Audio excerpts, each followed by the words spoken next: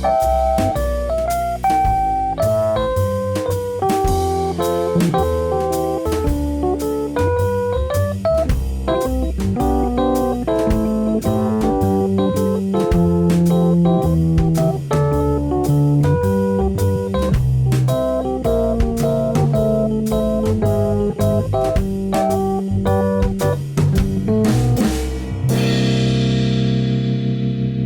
Marino Show. Hey everybody, welcome to the Marino Show. I'm your host, David Marino. Today I'm talking to Kai Kaldro. He is a filmmaker, songwriter, musician, actor, does it all. He just dropped his first single, Coital, Pre-Mortem. It's from the film Desert Fiends. Kai, thank you so much for being with me today. I appreciate it. Thanks for having me, buddy. I appreciate you. I saw that you just dropped the music video for Coital, Pre-Mortem. Love the music video. As I mentioned, it's going to be in a film, Desert Fiends. Talk to me about the song, because it's your first song that you've actually released, what it's about, and how it ended up in the film, Desert Fiends. Well, first off, thank you. I appreciate that. Yeah, we just released the music video. Thematically, it's sort of it's satirizes old Hollywood and old detective movies, and especially like, film noir and Alfred Hitchcock's work through that sort of lens, and and a shock rock, kind of essence. And I only kind of realized or actuated my musical aspirations in the last year. For a long time I always knew that. I mean, it's always been a part of everything I do. Like, if you go back and read interviews for the first two short films that I did, back at the time when I kind of just pigeonholed myself into being, exclusively a director. I spent half the fucking time talking about the soundtrack for those and not like the film itself. So, you can see the connective tissue and where it was going. And so we began, sessions, and, I was working with my guitarist and producer, and we had a rough recording of Post-Coital Pre-Mortem, and then there was a music supervisor for Desert Fiends put out a call on Facebook. They were looking for like cool alternative rock and heavy metal songs, to include in the soundtrack. So I submitted my rough recording of my track, and then Sean Phillips, the director, and the producer, who I've gone on to make real good friends and close colleague of mine, Nicole Vegas. They were both real impressed and they loved it. The film, I can't say too much about the plot, but I think the gist is that it follows a group of kids who they're on a road trip to a big heavy metal festival, and they get lost somewhere along the way in the vein of Texas Chainsaw Massacre. They ask the wrong people for directions, and a whole bloody melee ensues. So and it has an all-star cast. It's got people from films that I've grown up with and mean the world to me. It's got Bai Ling, who I best know as from The Crow, and of course, Taylor-Compton's in it. Yeah. No, I met, and what's funny about that was, at the time when I met Scout, because I actually met her by complete coincidence at a convention a few months ago. She wasn't a guest there; she was just hanging out.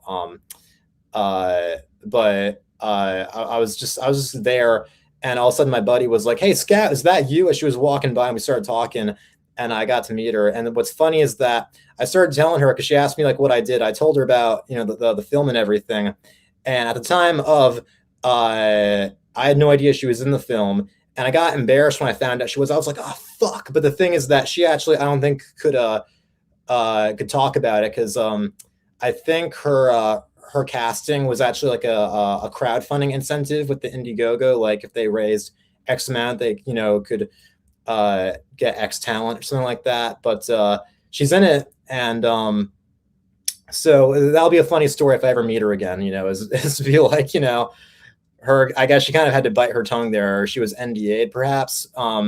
But because they already shot it at that point. But that was fun. She's really sweet. She was and she's a super cool chick. So I was glad to meet her. She's in it.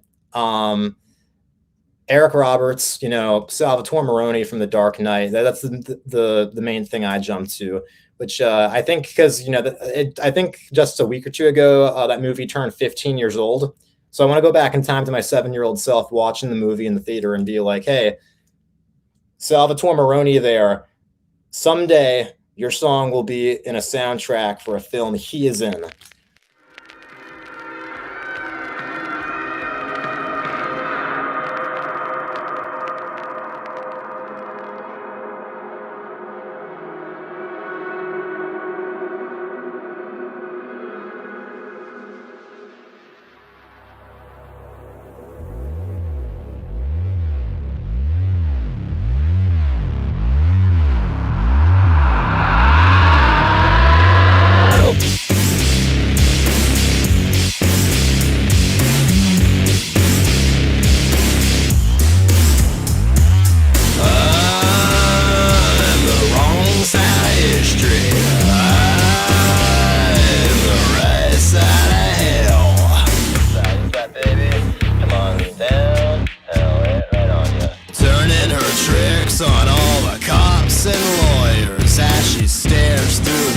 Blinds hiding her voyeurs, dressing like her little sister, hiding the Hollywood hills, only with enough pills and a dame. Are you game? But are you any smarter? Her sugar daddy's castration ain't no fucking mystery. That's only your invitation to fall harder. You told her to let sleeping dogs lie, but when the dogs say you lying still, she'll be still lying. Post-coital, pre-mortem, I know more than I'll tell, cause the wrong side of history is the right side of hell. What's it really worth? Rita Hayward, just put the blame on Name Boys, till Grace Kelly declares you no longer insane. Mother Nature's trying her own tricks, burning her crucifix. Keep your Magnum 44 loaded, like the Magnum in your flask keeps you loaded. Renounce the cherry lips and the honey blonde curls. Right, wrong, dine, and pillbox hat, and neck of pearls.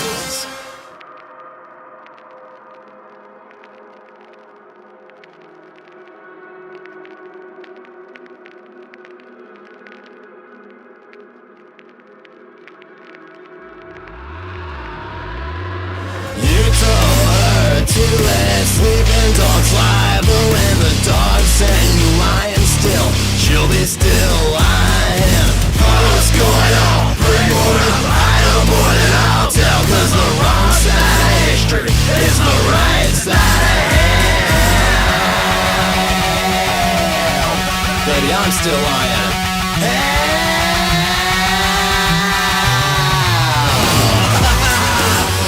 I'm still on my debutante deathbed, motherfucker.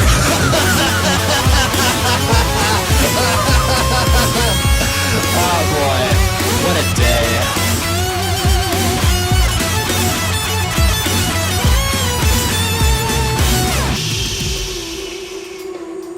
Don't know how she stole it from the thieves, but you're gonna let her keep it. Dry eyes, tears, so as she reads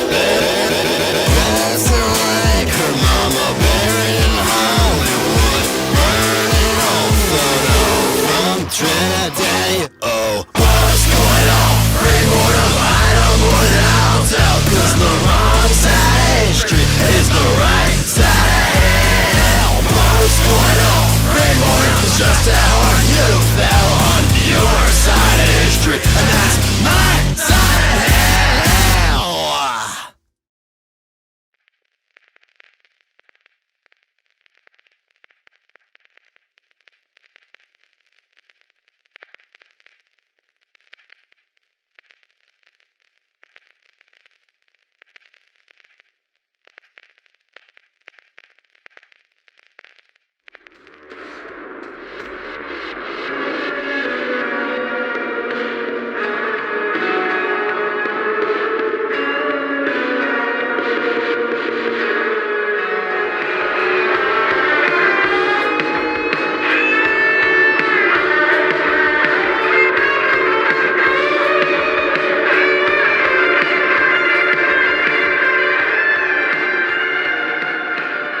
I like what you've done with your music video and just the vibe that you've given it and the fact that you directed it, all of that. I think it's awesome that you're so involved in your art.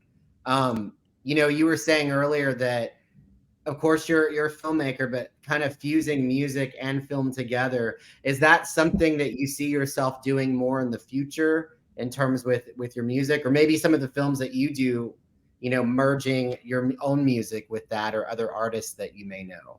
Yeah, well, definitely that's always been the ambition. Of course, you know, I feel like it's pretty obvious, but Rob Zombie, but as well as, you know, of course, some of these other filmmakers I think are his relatives or in-laws, like folks like Spider One or Chrissy Fox. You know, anyone who kind of does both film and music and manages to, or especially, you know, rock music and horror movies, and you know, amalgamates those two métiers. I take great inspiration from, and the all the possibilities for how involved you can get are really it's pretty granular. And you know, I'd like to do something that my hope is that you know, when in the event of a feature film, that it could, you know, feature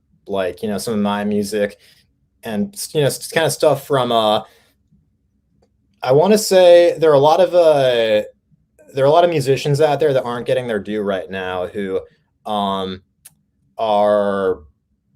like newer members of a band that perhaps, you know, was big got big in the 1990s. And, you know, they joined the band later on, more recently, and you know, they're great. And they also have their own solo projects and stuff. But in whichever capacity, you know, the newer members, you know, they don't get their due because they're not one of the original members, and they're not kind of ingrained into that pop culture zeitgeist, and they're not collecting royalties for whatever they did, you know, 25, 30 years ago. I'm kind of, in a sense, you know, I'm kind of enamored with those newcomer members, and you know, whichever bands who tend to, you know, as well as being part of a larger thing, have their own solo music. And I'm kind of, because I find, I don't know, they intend to, typically when it comes to their stuff, they're not signed to a label or anything, and it's all independent. And I find them really, I mean, for one, I find them relatable, but I'm really transfixed by, you know, the path they've experienced musically. Let's talk about your filmmaking, because is it true that you were inspired at a really young age to be a filmmaker? Yeah. Reading a little about you. Yeah. Tell me what the inspiration was, or what really got you into your passion for filmmaking. Well, that's a good one, because I don't really remember a time when I didn't want to be a filmmaker, or a musician either. The music stuff I kind of suppressed for a while. I mean, I played, like, you know, in talent shows and stuff very earnestly, trying to play my SG that was bigger than me at the time. And that I finally kind of, you know, realized recently. But the film stuff, I don't know. I you know, had a weird upbringing and home life where there wasn't a lot of adult supervision, which was ultimately oftentimes for the best, because you know, reasons I won't go into. But the TV was like my babysitter a lot, and I became even more so enamored with the behind the scenes features on, you know, like the bonus discs on the DVDs. You know, they used to, back in the 2000s, they put a lot into that.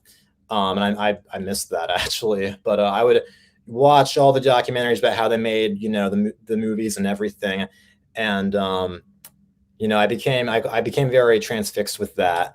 And when I was 6, and I think it was like the summer between kindergarten and first grade, I shot like a 10-minute Spider-Man movie using Halloween costumes and like some like really crappy camcorder, and I did it with like neighborhood kids. and I cut it on Windows Movie Maker, and like we did the so-called animation, we did the special effects in Microsoft Paint, and yeah, I mean, at the time, it felt like, the first step into a larger world, and then it kind of went on from there.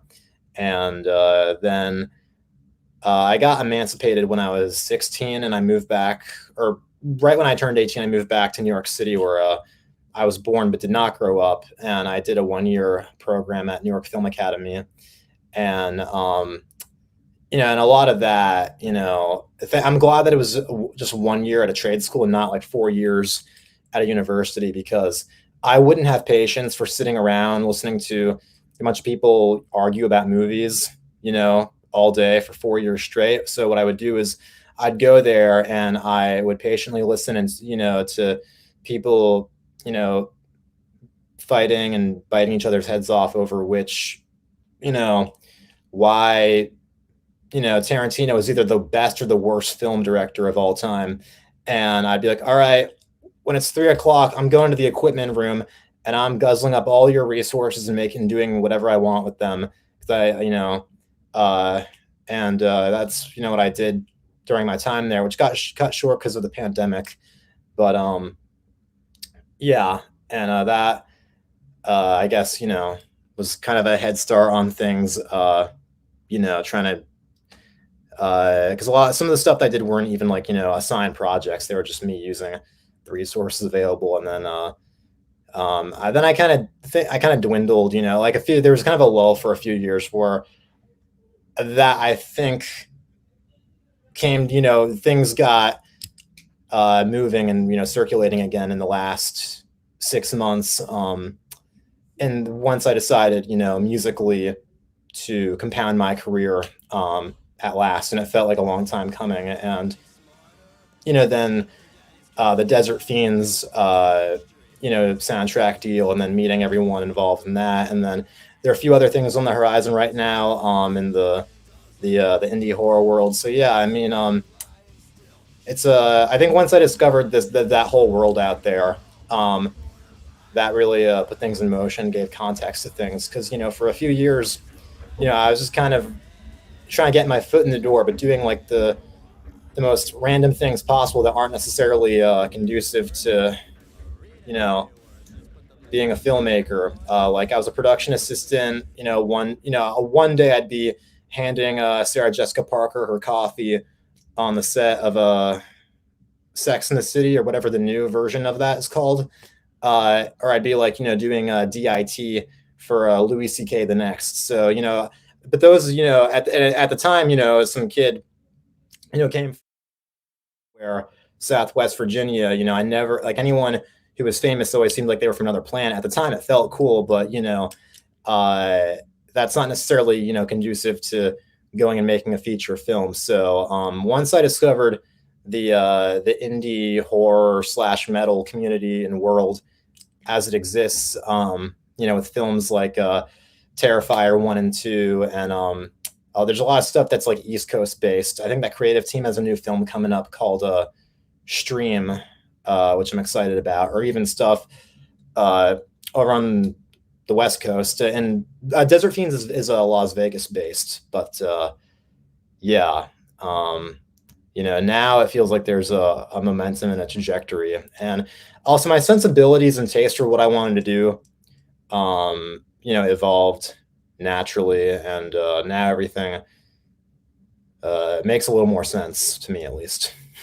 So you said 2 short films. What were those about? And can you talk a little about what you did with those? Yeah. So the first one, I want to say it's sort of like the amateur, like the really amateur, really kind of toothless version of the music video that I just released.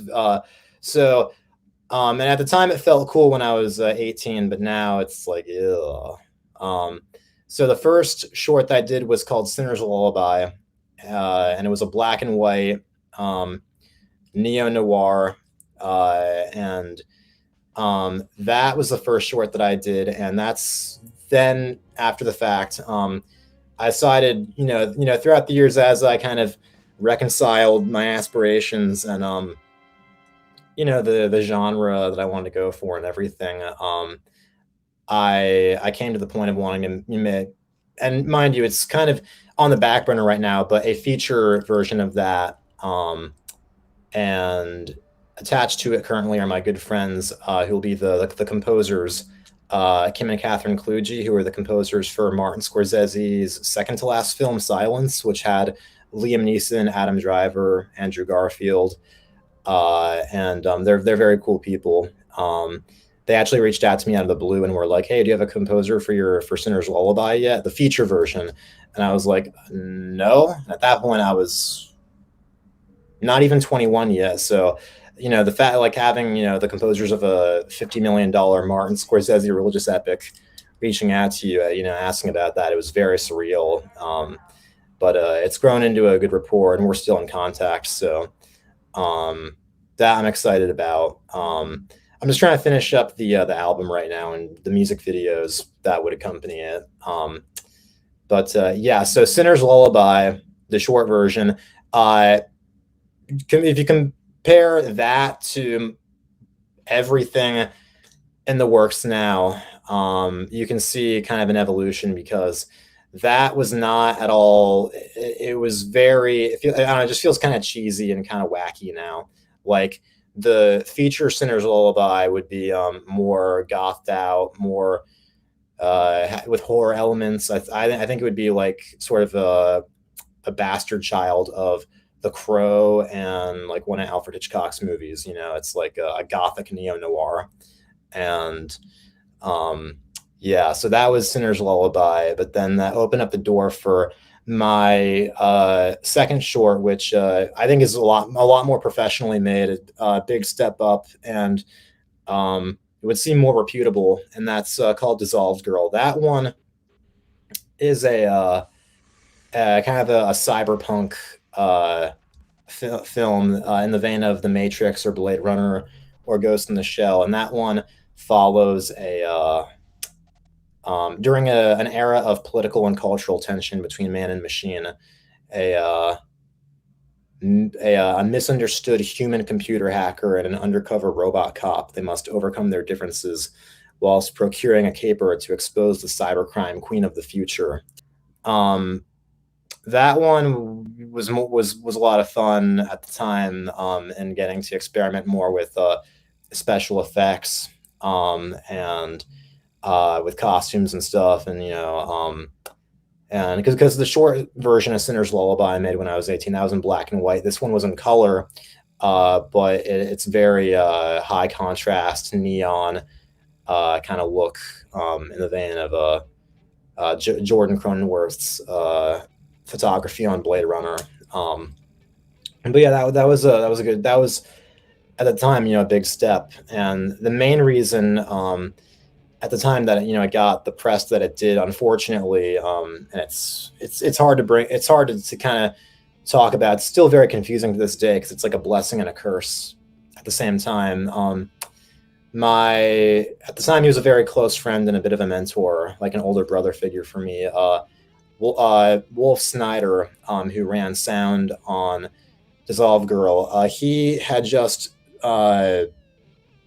he ran sound on Nomadland with Frances McDormand, directed by Chloe Zhao, which that one in spring of 2021, it won the Best Picture that year, and historically it was a big step, because I believe Chloe Zhao was the first Asian woman to win a Best Picture, Best Director, or what have you. But that it was so he passed away just before Dissolved Girl came out, and just a few weeks before the Oscars. But Nomadland was getting a lot of attention, and it was hard because